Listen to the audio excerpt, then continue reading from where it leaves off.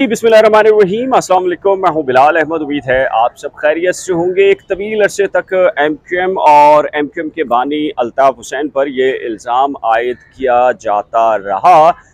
कि सिंध में जब भी लसानी फसादात हुए तो उनके पीछे एमक्यूएम और बानी एमक्यूएम का मरकज़ी और कलीदी किरदार रहा। लेकिन अब तो एमक्यूएम मुख्तलिफ धड़ोबंदियों का हिस्सा है, टूट फूट का शिकार हो चुकी, जवाल पजीर है। और जब बात की जाए बानी एमक्यूएम की तो उन्हें पाकिस्तान में अमली तौर पर सियासत करने की इजाज़त नहीं है। लेकिन फिर सिंध के अंदर हर कुछ महीने के बाद ये जो लसानी फसादात जैसे कि आज इस वक्त भी हो रहे हैं, यानी कि पठान और सिंधियों के माबैन फसादात अमली तौर के ऊपर शुरू हो चुके हैं। और जब ये वीडियो मैं बना रहा हूँ व्लॉग, तो इस वक्त भी सिंध भर की जो नेशनल हाईवेज हैं उनको बंद कर दिया गया है। पठान सिंधियों पर तशद्दुद कर रहे हैं और इल्ज़ामात आयद किया जा रहा है उन पर, जबकि सिंधियों की जानिब से पठानों पर यह इल्ज़ाम है कि वो सिंधियों की अमलाक को नुकसान पहुँचा रहे हैं। बड़ा सवाल ये निशान है कि इसके पीछे आखिर कौन है, इसका बेनिफिशरी कौन है। और फिर ये जो बल्दियाती इंतखाबात और ज़िमनी इलेक्शन से चंद रोज़ पहले ये सब कुछ जो हो रहा है, तो इसका असल फ़ायदा या इसका जो असल वोट बैंक का जो फ़ायदा है वो कौन सी जमात को होने जा रहा है। तो तफसीलात से पहले थोड़ी सी बात कर लेते हैं बिलाल काका की, जिनका मामला ये है कि 3 रोज़ पहले हैदराबाद के अंदर बताया ये जाता है कि एक पठान का जो होटल था वहाँ पर खाना खाने या चाय पीने का मामला और वहाँ पर रकम के लेन देन का इशू चला और उस तनाज़े में झगड़ा शुरू हुआ और इसके नतीजे में क्लैश के दौरान ही बिलाल काका दुनिया से रुखसत हो गए। अब 2 वर्जन हैं। एक ये कहता है कि बिलाल काका वहाँ पर पैसे दिए बगैर खाना खा रहा था, जबकि दूसरी तरफ का वर्जन है कि ऐसा नहीं बल्कि जो होटल इंतज़ामिया है उसकी जानिब से ज़्यादती की गई। लेकिन अगर आप सिंधी नेशनलिस्ट हो या पश्तून नेशनलिस्ट हो, दोनों पब्लिकली और मीडिया के ऊपर आकर ये कहते हैं कि ये जो वाक़या है बिलाल काका का, ये इंडिविजुअल यानी कि इनफरादी मामला है। लेकिन जब अमली सूरत हाल देखें आप, तो इन कौम परस्त तंजीमों से जुड़े जो नौजवान हैं वो जत्थों की सूरत में इस वक्त सड़कों पर हैं और एक दूसरे की अमलाक और एक दूसरे पर तशद्दुद कर रहे हैं, अमलाक को नुकसान पहुंचा रहे हैं। तो फिर बात यह है कि एलानिया तौर के ऊपर ये क्यों नहीं किया जा रहा कि एक कम्युनिटी, एक लसानी अकाई दूसरी लसानी अकाई के मद्दे मुकाबिल आ चुकी है। मैंने 4-6 महीने पहले भी ये कहा था कि सिंध के अंदर ऐसे हालात बनते चले जा रहे हैं जिसकी सूरत में एक बड़ी वजह बनेगी कि एमक्यूएम दोबारा से मार्ज़े वजूद जो पहले से है उसको रिस्टोर किया जाएगा और उसको तवाना किया जाएगा। उसकी बुनियादी वजूहात जो मैंने बयान की थी उस पर बहुत सारे लोगों ने तनकीद की। देखिए, सिंध के अंदर लसानी इकाइयों में जो इख्तलाफात हैं, माशी उसके पहलू हैं, लसानी पहलू हैं, माशरती पहलू हैं और रोज़गार और माली पहलू मौजूद हैं और हमेशा से वो रहे हैं। लेकिन जब तक एमक्यूएम ताकत में रही तो वो महाजिर वोट बैंक की तर्जुमानी करती रही सिंध असम्बली, कौमी असम्बली और मुख्तलिफ प्लेटफॉर्म्स के ऊपर, जबकि जो सिंधी नेशनलिस्ट हैं या जो कौम परस्तों की अमली तौर के ऊपर अगर सियासी ग्राउंड्स पे देखा जाए तो जलसे जुलूस की हद तक सिंधी नेशनलिस्ट जो तंजीमें हैं वो उनकी नुमाइंदगी करती हैं, जबकि अगर कौमी असम्बली और सूबाई असम्बली का देखा जाए तो वो आपको पाकिस्तान पीपल्स पार्टी उनकी तर्जुमानी करती नज़र आती है।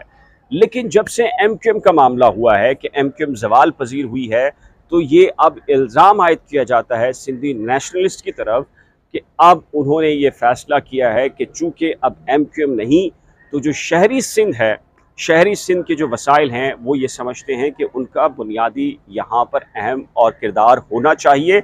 मुख्तलिफ डिपार्टमेंट्स के ऊपर भी, मुख्तलिफ इदारों में भी। लेकिन यहाँ पर एक बड़ा इशू क्रिएट ये हुआ है कि चूँकि एमक्यूएम तो इस वक्त धड़ेबंदियों का शिकार है, मुख्तलिफ हिस्सों में तकसीम है, लेकिन एक बड़ा फैक्टर जो सिंध के अंदर सामने आया है और एक बड़ी लसानी अकाई जो बन के उभरी है वो माइग्रेट करने वाले और कई कई नस्लों से आबाद यहाँ पर पश्तून हैं, जो कि बुनियादी तौर के ऊपर मेहनती तबका है, जिनके ना सिर्फ होटल्स हैं, मुख्तलिफ रेस्टोरेंट्स हैं, बल्कि बड़े पैमाने के ऊपर अगर आप ना सिर्फ शहरी सिंध, कराची, हैदराबाद बल्कि दही सिंध की बात करें तो वहाँ पर बड़े बड़े कारोबार शहरों के अंदर और ज़मीनों के हवाले से दही इलाकों के अंदर भी बहुत बड़े बड़े कारोबार तमाम के तमाम पठानों के पास हैं।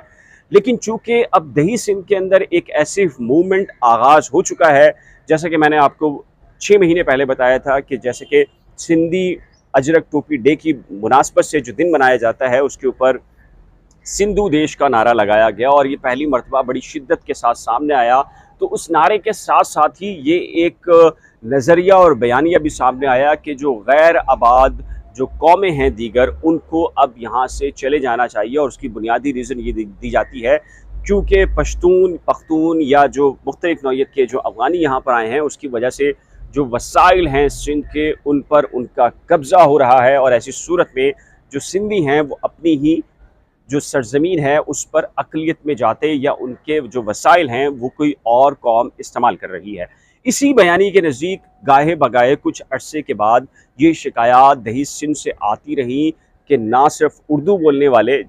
बल्कि पश्तून भी सिंधी शिद्दत पसंद नेशनलिस्टों का शिकार बन रहे हैं और वहाँ पर उनकी अमलाक को नुकसान पहुँचाया जा रहा है। लेकिन अगर हम जब भी सिंधी नेशनलिस्ट से बात करें उनकी लीडरशिप से, तो वो ये कहते हैं कि पश्तून उनके भाई हैं जो बरसों से सिंध के अंदर रहते हैं और सिंधियों और पश्तूनों के माबैन किसी नौइयत का कोई तनाज़ा ना माजी में रहा, ना हाल के अंदर है और ना ही मुस्तकबिल के अंदर होगा। लेकिन दोनों तरफ के लोग यानी कि पश्तून नेशनलिस्ट जब उनके तर्जुमान से बात करें या जो सिंधी नेशनलिस्ट हैं उनके तर्जुमानों से बात करें तो उनका ख्याल ये है कि कुछ शरफ पसंद अनासिर इसी दौरान मौजूद दोनों अतराफ होते हैं जो इस पूरी सिचुएशन का फ़ायदा उठाकर कुछ अपने नापाक अज़ाइम को